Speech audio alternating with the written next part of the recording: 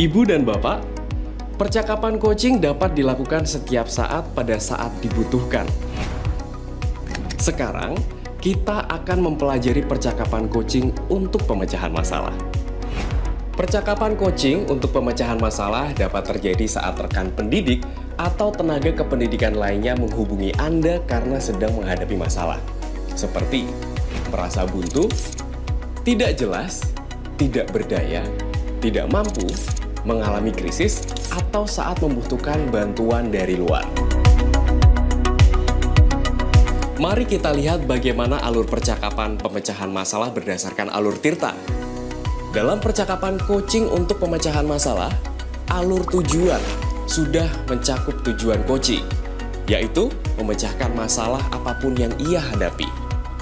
Kita dapat memulai percakapan dengan alur identifikasi. Dalam alur ini, ajak rekan pendidik menggambarkan permasalahan. Lalu ajak ia melihat apa yang ingin dicapai jika masalah hilang. Ajak rekan pendidik melihat faktor-faktor yang menyebabkan masalah terjadi dan faktor-faktor yang dapat membuat masalah tersebut hilang. Selanjutnya, rencana aksi.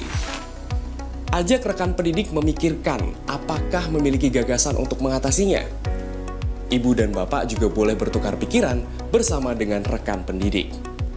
Terakhir, tanggung jawab. Sebelum percakapan berakhir, ajak rekan pendidik menyimpulkan apa yang didapat dari hasil percakapan. Dalam menerapkan percakapan coaching untuk pemecahan masalah, Ibu Bapak perlu menjaga sikap terbuka, netral, dan ingin tahu.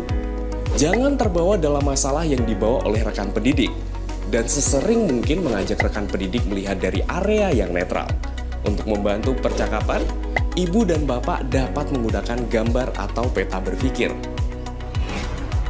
Sekarang, kita akan menyimak percakapan coaching untuk pemecahan masalah. Selamat belajar!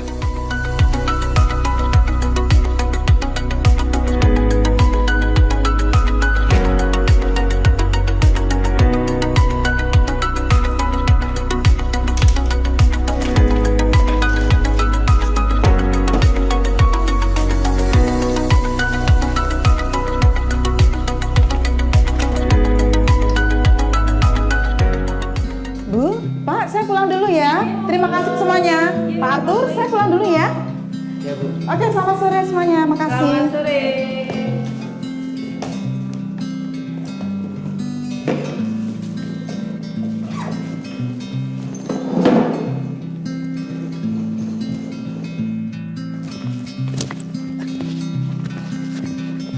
Permisi, Bu.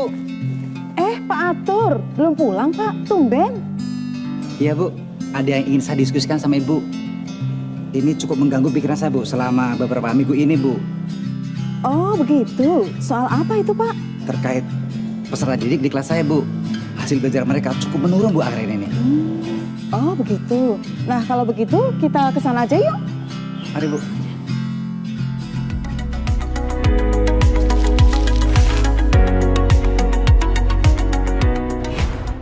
Sekarang coba ceritakan apa masalah yang sedang Pak Arthur hadapi.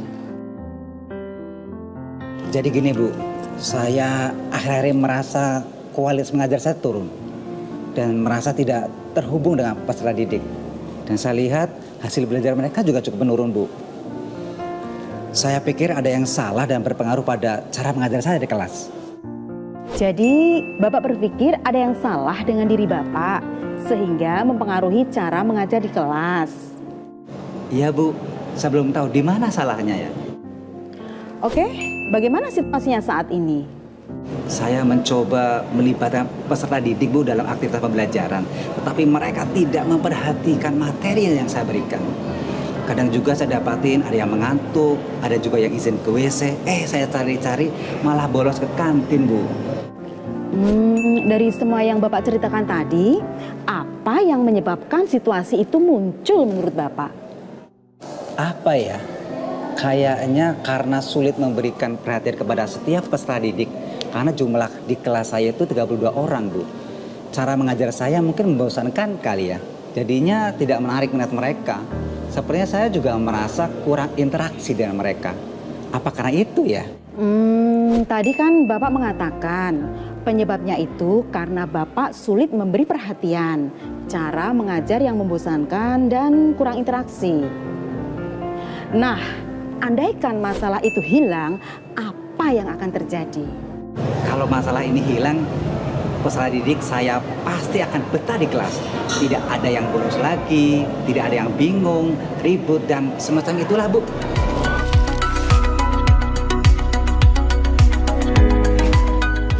Oke, agar itu terjadi, apa yang bisa Pak Arthur lakukan?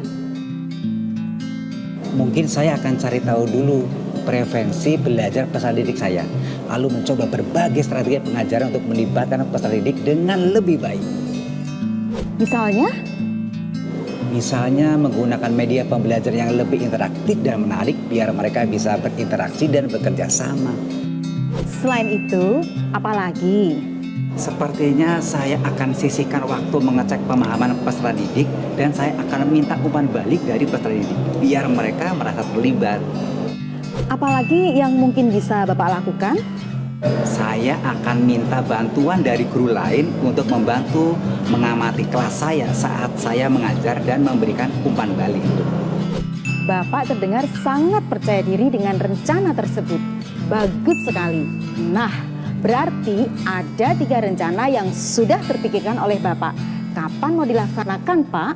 1-2 minggu inilah, Bu. Saya coba satu-satu. Mungkin mulai dari bikin strategi pembelajaran, lalu meminta bantuan guru mengamati dan kasih umpan balik. Terakhir, baru saya minta peserta didik kasih umpan balik, Bu.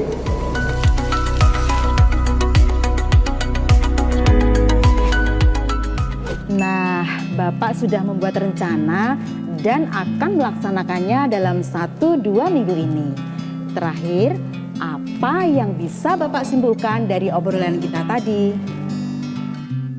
Saya perlu menilai cara mengajar saya sendiri secara teratur dan melakukan penyesuaian seperlunya agar saya dapat terus meningkatkan kinerja saya dan nilai peserta didik juga dapat meningkat.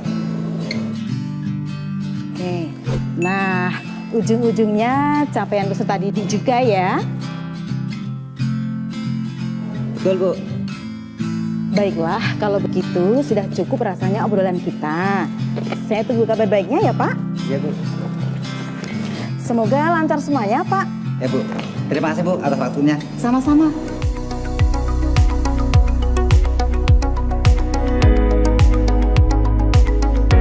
Apakah Ibu dan Bapak memiliki tenaga pendidik yang juga mengalami kebingungan seperti Pak Arthur Girsang? Pertanyaan yang tepat dari Anda sebagai coach akan dapat mengeluarkan potensi terpendam yang sebenarnya dimiliki oleh tenaga pendidik.